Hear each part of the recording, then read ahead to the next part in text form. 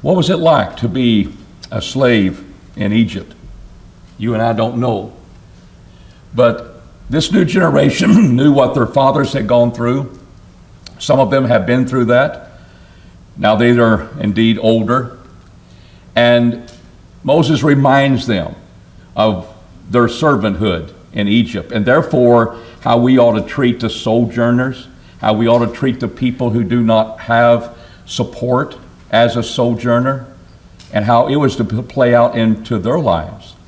And we saw, before we had to stop our classes, we talked about in fact, we didn't answer 13 specifically. We kind of hit around it, but I noticed when I listened to the recording that we just passed it by.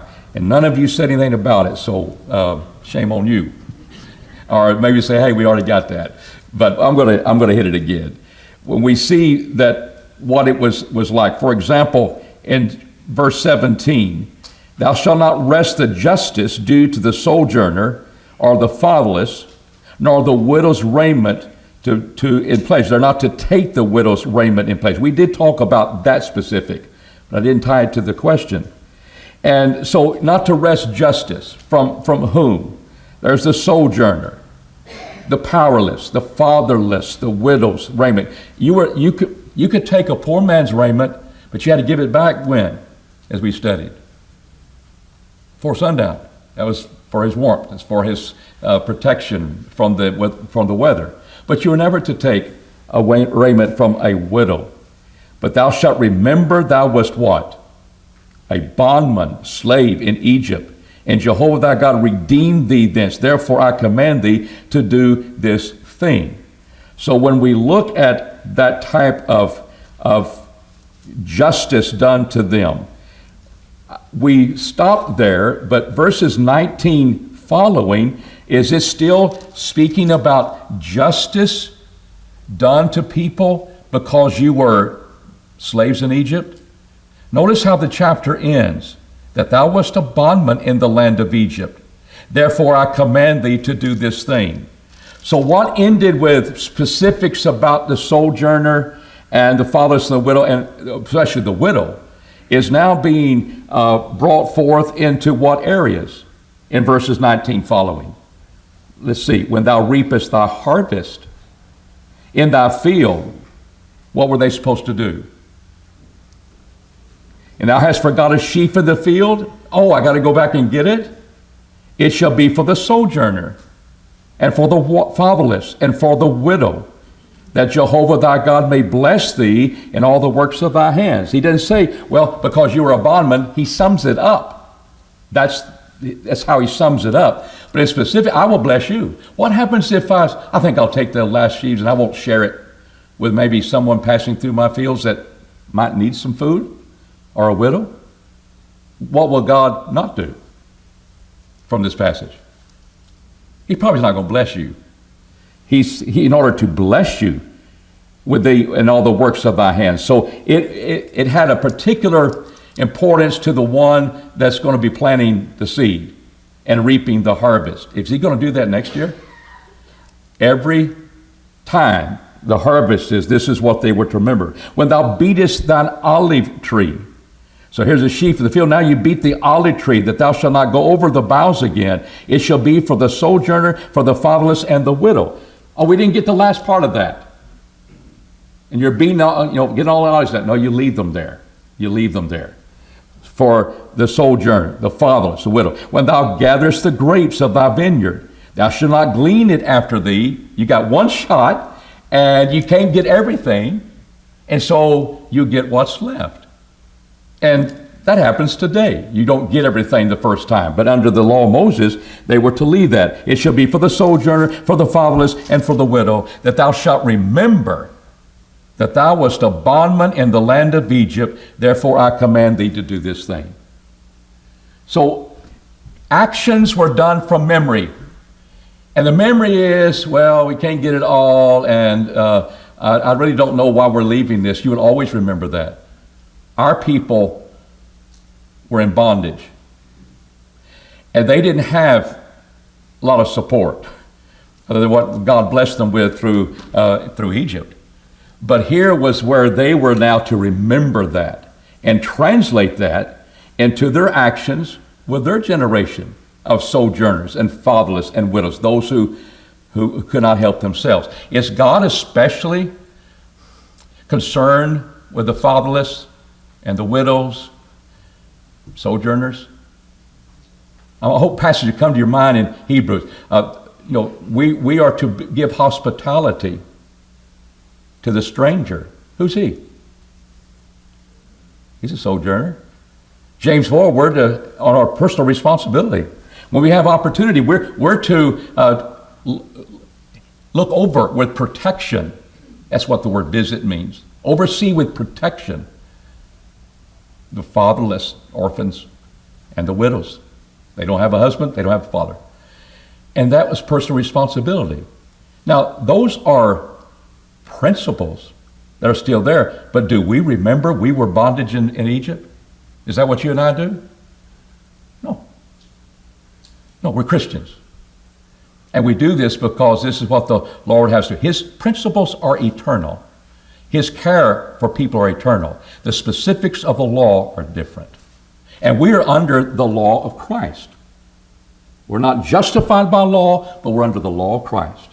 And you and I ought to be such a blessing to people if we keep aware of things, because we understand that principle that God wants us to care for people that are actually orphans.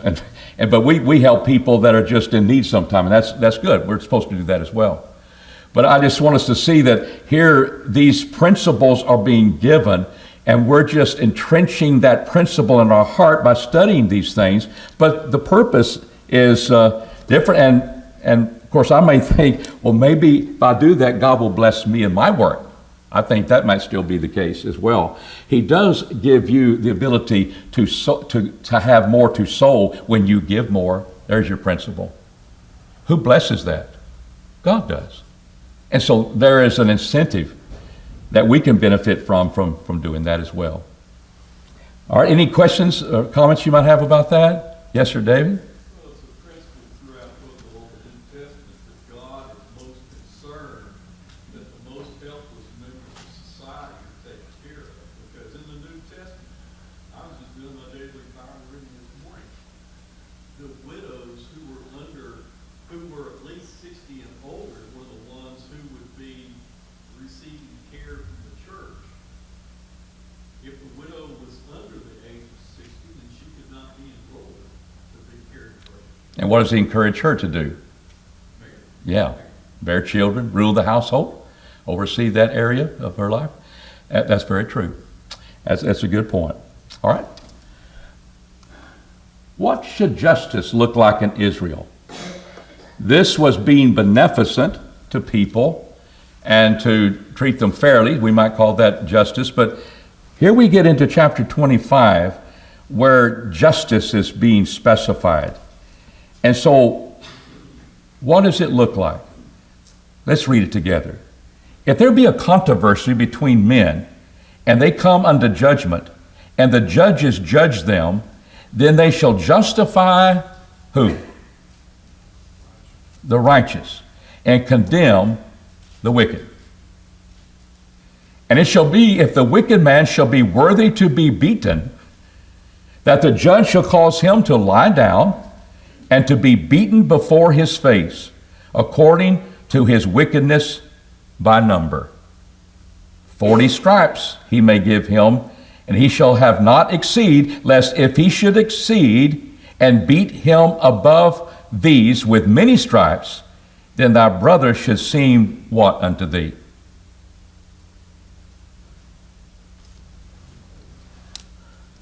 Just one more stripe over what is to be levied. He will seem what to thee? Yeah, degraded. That took away the justice. He's not an enemy. He just needs to be disciplined. And here's our rules. Here's God's rules. So how did the Jew avoid crossing that line? What would they do? 40 minus 1. So you get how many stripes? 39. And if I were doing that, I said, I hope I counted right. Hope somebody is counting for me, because they knew this law.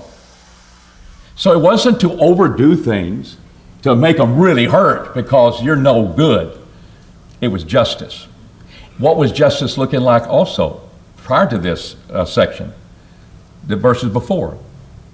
Are you to justify the unrighteous and condemn the righteous? Is that justice? Do we see that happen a lot today? We'll condemn, we'll commend people for going in and tearing down cities and robbing things, but what do they call it? Social what? Justice. Why? Because we didn't get what we were in slavery. They weren't. We fought a battle, spilled blood. We remedied that, which in our founding was left to kick down the road. That's our history, but that doesn't mean we're bad. We took care of it. It's not enough. And how you change words in our postmodern world is how they get things done. What is going to be taking away guns? That's a health issue now. It's a health issue. Forget about the Constitution in our state. We have that right. It's a health issue. Just like a pandemic, what did the authorities do? They shut us down. They shut churches down. They shut bars down. Kept Home Depot open. But see, it's justice. It's not justice. Things are turned upside down. And we cry for justice, and I just think Luke 18, sometimes the widow crying for justice gets it in this life. She gets justice in this life. And I think we just got to keep doing what's right, praying for justice to be done, and if we're on the wrong side, get our 40 straps, save one if we're a Jew, and move on. But I hope we can see the other side of injustice. But notice how it is set forth that what is really justice, that gets your eye, your ear. Oh, I want justice. But justice is not letting people burn down cities and rob people of their livelihood, shut down people, confine them to places where over extended period of time they will get despondent and all the other bad things that happen with it. You got to deal with issues. But that's justice. That's caring. You're loving people. And we can just sit back. I can see through that, but I got to suffer with that. And realize I know what justice is with God, and I'll never forget that. And I'm going to carry it out in my life. I'm going to carry it in my heart and hope and pray that one day we truly will have justice. And what is happening in our country now? The voting, is that being just, you think? Everybody's got their opinions. We'll see. We'll see. That's one of the things that we have to keep our country going. That's from a perspective of these kingdoms of this world. We're a citizen of God's kingdom, but we live here, and we can take notes, and we can trust in God that He's working out His plan, and we're going to be okay with that. Any questions on what justice looks like? Chapters 20, 25, 1 through 4. 1 through 3. All right. Question number 15. The principles in Deuteronomy 25:4 is applied in the New Testament in what way? Let's read that verse 4 together. Thou shalt not muzzle the ox when he treadeth out the grain. Do any of you have an ox? Did you get your bread from this week for your ox to tread out the grain so you could have grain to bake your bread? Did anybody do that? Raise their hand. I'd like to know. I don't think we did that, did we? So this doesn't apply to me. Let's just forget about it. No. See, this principle, in fact, what it meant here, it could have been they did that. That was something in their life. And they would not feed their animal that's turning that big millstone around to grind. They're not going to treat an animal like that. Well, how does the New Testament apply that principle? David? Or preacher's ox? No. Yeah, oh, thank you. You're just a fat ox. The principle is, all kidding aside, the principle is that since they are doing the work, they deserve to be fed by the fruits of their labor. You got it. The same way that the oxen. And we read that in 1 Corinthians, the 9th chapter. He had a right to, like everybody else, to lead about a wife and all those things. But he also had a right because he preached unto them spiritual things to get their physical blessings as well. And he uses that in verse 19 of 1 Corinthians 9 about muzzling the ox. And as David said, that's a principle that's not being said, well, all preachers are ox. If that's true, then some elders are oxen. Do you want to go there? Does that same principle apply to elders? Turn into 1 Timothy 5 and verse 18, and let's see who he's talking about here. David's got the preacher right. And what did Paul do on that occasion? He didn't take money from the Corinthian brethren. He took it from other churches. But he didn't take it from them because of the situation there, that they could not turn it back on him and say, well, you're just preaching for money. But he did collect it from other churches, as he says in Corinthians. But in 1 Timothy 5, in verse 17, let the elders, that's not your preacher, but let the elders, plural, that rule well, be kind of worthy of double honor, especially those who labor in the word and teaching. So there may be elders that are also preaching and teaching. For the scripture saith, thou shalt not muzzle the ox when he treadeth out the corn. And the principle that David said, the labor is worthy of his hire. So could a congregation support elders? An elder or elders out of the treasury of the church? Well, certainly so. And I don't know of any right now, but unless the preacher's getting paid, and he's, well, I need triple honor. I need to get one preacher and double honor here. I don't know anybody's doing that. But the point is that they are having to live physically based upon honoring their work. They are to be honored in the fact that they are shepherds, but we did double honor them by supplying their physical needs. And there would be the support. That would be a scriptural thing. And here's a full-time man being an elder and doing teaching, while you have evangelists doing other things. That could happen in a local church, and that's a very good thing. So here's another point that had a very definite place in people's lives as they were farmers and they were ranchers, and an idea of sheep. This was their daily life, and that literal thing that they did was to be translated in principle, and we even translate it now, even when we do not have maybe that background of oxen trading out our bread, corn, that we can still apply that because the New Testament is written the way it is. Any comments or questions about that? All right. How does the Levirate law illustrate the power of personal shame being a deterrent? We ought not shame people, but sometimes that's a deterrent. And you read here in chapter 25 and verses 5 through 10, you read about an event that could happen. What's the situation that causes the drama for the moment? What's the situation that has occurred in these verses? The wife's husband has died, and his brother won't take up the name of the dead brother. Okay. By giving seed to the wife, so that generation Could do what? What was the purpose of that? To raise up the firstborn would be given the name connected with the dead brother, right? So that name, which is very important to the Jewish lineage, could continue as it's from that particular tribe. And here's the head of that tribe. And he, as a brother to that deceased husband, was to take that place. So what's the drama here is that What happens when the live brother says, I don't want her? And we don't go into details why. He said, I don't want her. Well, is there some shame getting ready to happen that you might feel if you were in his shoes? Let's see. Let's see what she was to do.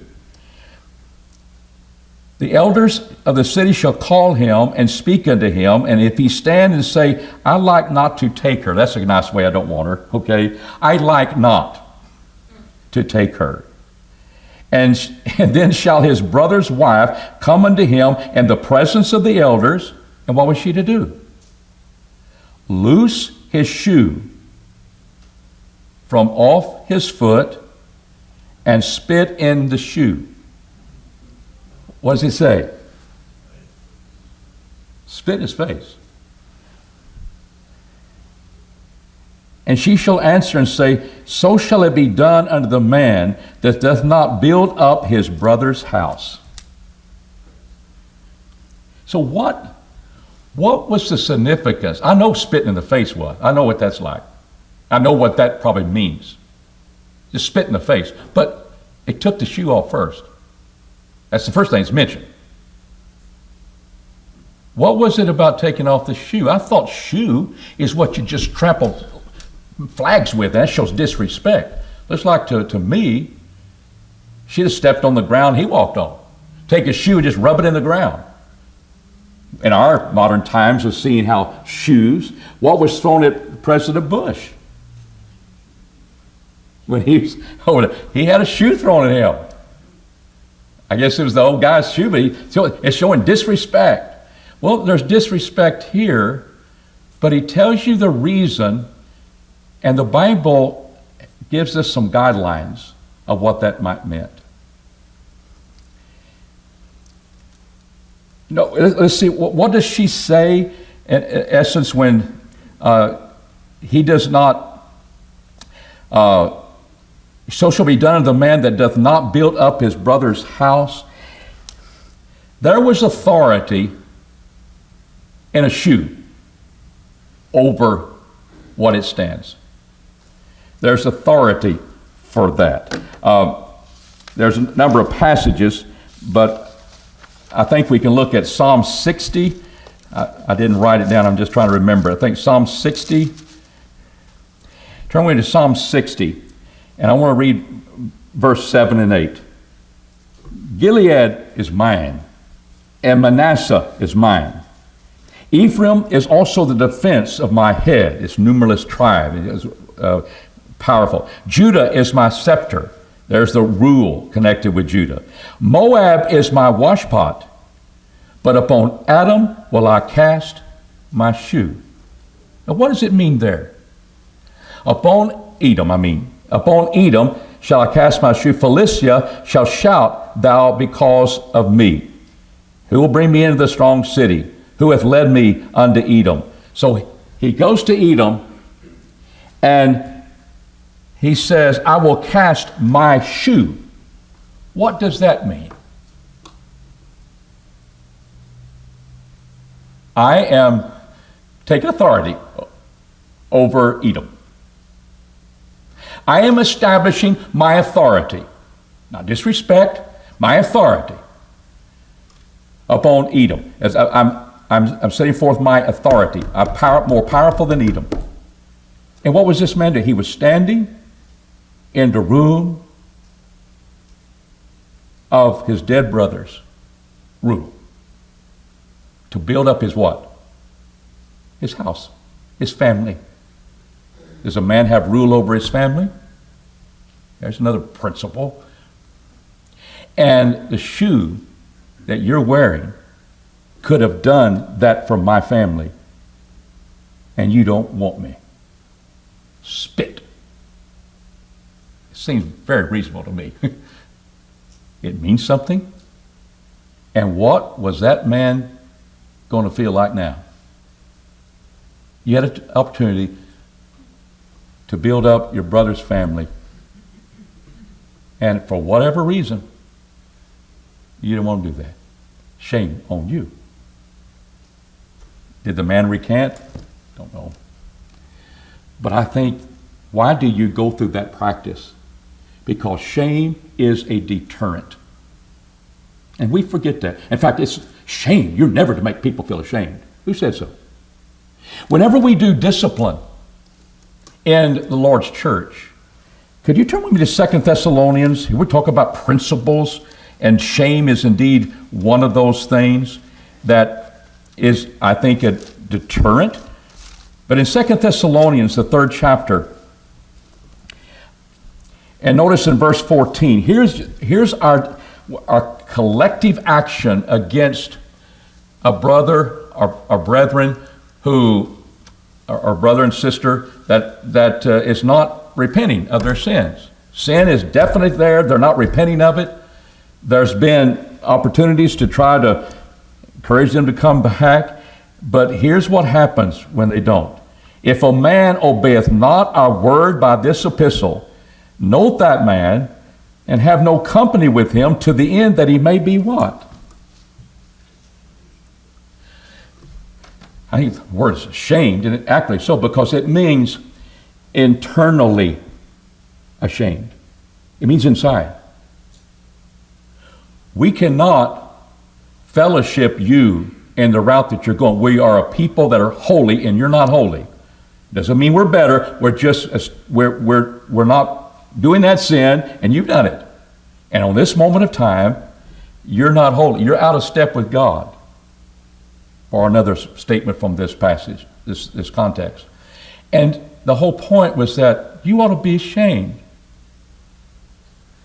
And what it does, as we see in Corinthians, to have your father's wife, you ought to be ashamed. And that person came back. See, Bible will hit you in your heart. As obviously you don't like it. I don't like it sometimes. It hits my heart. But if I want to do right and be right with God, that is a deterrent for me to keep on sinning. Shame. And an action done to cause you to be ashamed is not sinful. It's not unloving. In fact, it is a loving act. And see, we got to get a hold of that, because the world doesn't get it. What does the world look upon church discipline? What do they call it? Kicking out of the church. What's the big E word? It's excommunication.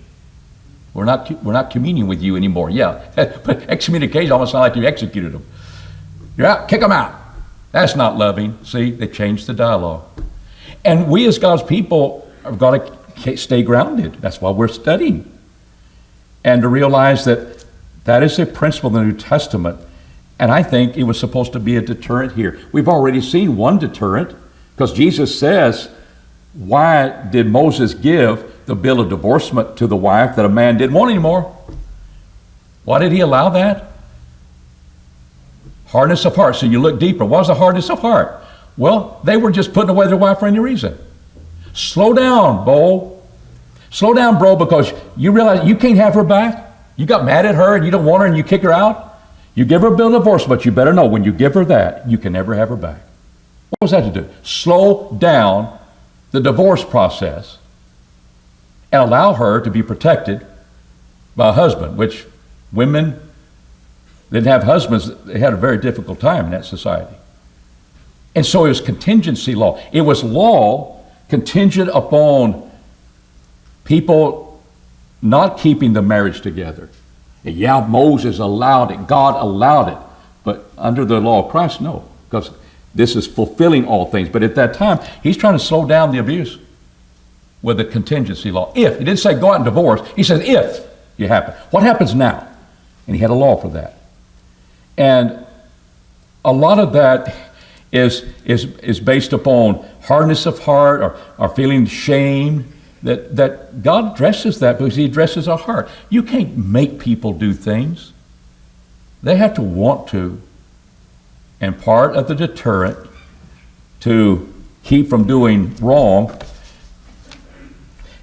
is shame. And I think taking off the shoe, this is the principle you're neglecting. Why wouldn't you want to help your brother? And it was a law. I know man's pretty close to me. I remember hearing a conversation with his mother, and she said, "You got to do that for your brother." Well, what she wanted him to do for his brother, was to take a urine test, because his brother would fail it to get a job because he's on drugs. Now there's a mother telling a godly man that you need to do that for your brother. Well, why didn't he? Why wouldn't he feel ashamed? Because I already said, "Mom, that's not right." This man couldn't say, "That's not right." And you stand and serve God, and don't be ashamed when the world says, "You don't love." Don't be ashamed unless you don't love. And look at your actions. But a lot of people, things that people say is not loving, is sometimes loving with God. And discipline is one of those things. Any thoughts about the levirate vow? Stay in the place of your brother. Number 7, how important to God were just weights and measurements? That's number 17.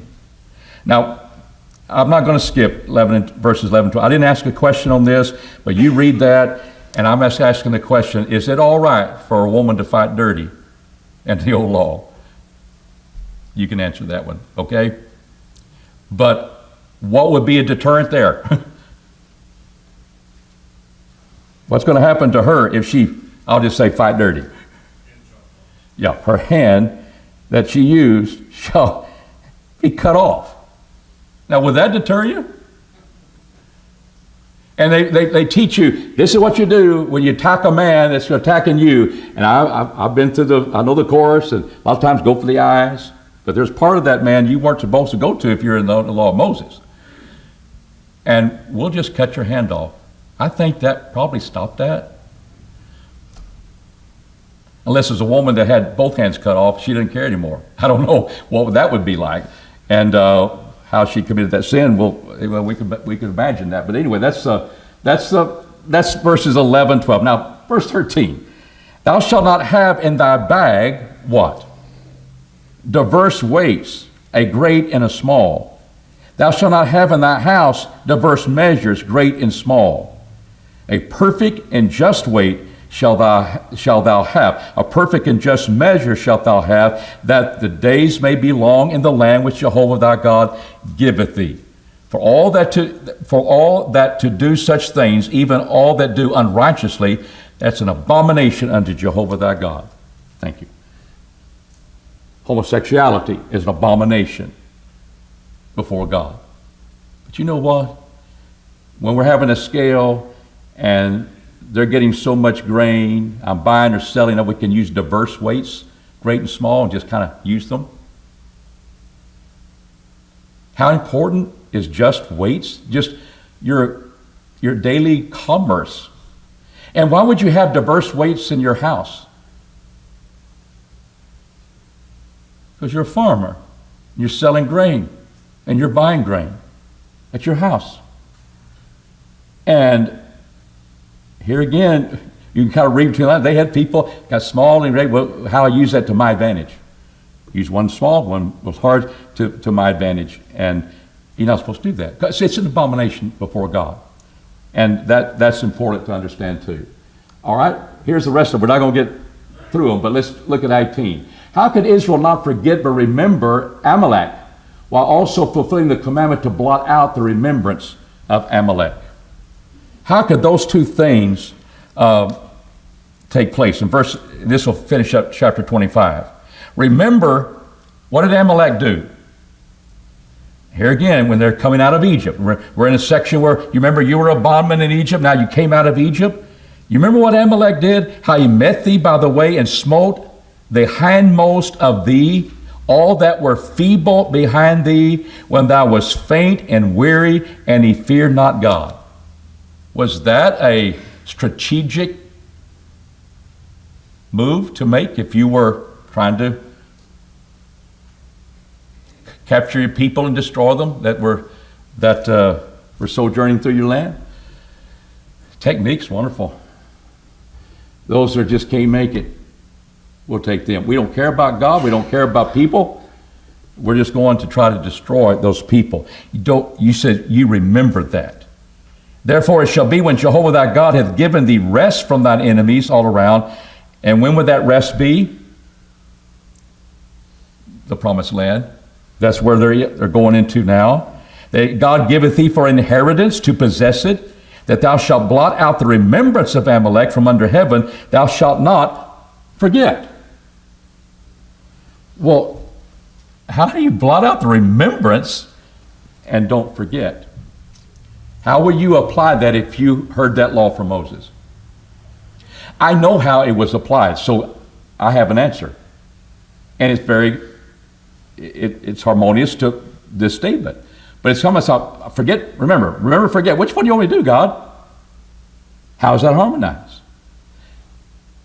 There's going to be a payback time when you are settled in your land and you will wipe out Amalek.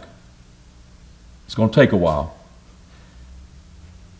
And Saul, he didn't want to do it. But what happened is when David, you'll find that they are completed or wiped out in the reign of David. It took a while, but how they would not be remembered any longer. In essence, he'd wipe them off the face of the map.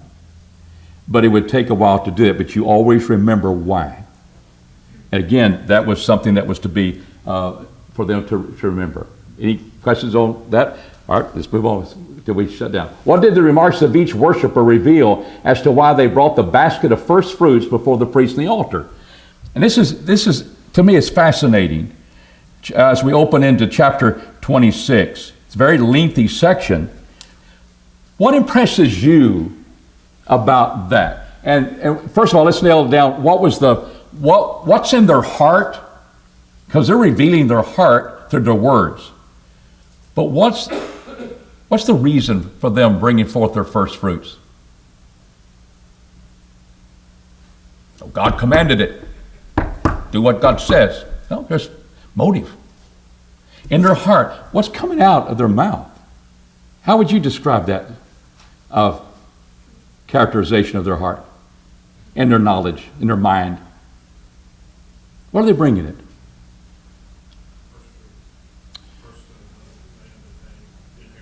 Yes. And I want to pass that. I want to get in their heart. And I'm doing that. I got to do that. First fruits, I do that. But why? Is it just because it's commanded? Gratitude. That's right. Gratitude. You brought us into a land. You've blessed us with this crop. And I give you the first fruits of that because of what you have done for us. Verse 7, and we cried unto Jehovah thy God, thy fathers, and Jehovah heard our voice, and saw our affliction, our toil, and our oppression. And Jehovah brought us out of Egypt with a mighty hand, with an outstretched hand, with great terribleness, with signs and wonders. He hath brought us into this place, and hath given us this land, a land flowing with milk and honey. Did he promise that? Literal milk and honey. No, it means abundance, and you've done it. And now here is the first fruits. We haven't got we know the crop's coming. But here's the first fruits of that. And who did they offer their first fruits to? Oh, we'll give that to the sojourner and widow, and we'll be loving to the people. Because we already read we're supposed to do that. No, you give it to God. You take it in a basket, and you set it before Jehovah's altar, and you hear the preacher, you hear the priest read out, this is why you do it. That didn't happen. Who's talking? The Levite? Who's going to take the offering? Or was it the individual doing the offering? Read it closely. It's not the Levite talking. It's the worshiper talking. And it's coming from a heart, this gift. It's not because, God, you told me to do it, and therefore I do it. Told me to get baptized, I'm going to get baptized. No. There's always knowledge and understanding that's in our heart, and it's just pure gratitude. Yes, it was authorized. It was commanded. Just read about the heart. You'll never forget what God's done for you. And remember, all about the wonders and the awesome terribleness, all the stuff that they went through. and that wandering, the snake bites, all the things they went through. No food, manna, no water, struck the rock. All those things they went through. Moses messed up. He got so mad at them. He struck the rock, and what did he not get to do? We're going to read that at the end. He didn't get to go to that land flowing milk and honey. God's justice, God's rules, God's law. But here, out of this comes that part. And sometimes we forget. This is just a physical, we're just doing the law, but we're spiritual now. How spiritual is this? Circumcise your heart was not something that was to be done just in the New Testament. We see it all through the Old Testament. And if you've got somebody with this type of heart, you think they would begrudgingly bringing the first fruits? First fruits. They ain't got the harvest for them yet. What first goes to God, not me. I'll stand a little back here. No, this is my first fruits. Was a heart full of gratitude. And that's a good place to close because we're ready to worship God, I hope, not because He commanded it, but because we have a heart full of gratitude. And we'll begin all those questions, Lord willing, next Sunday. Thank you.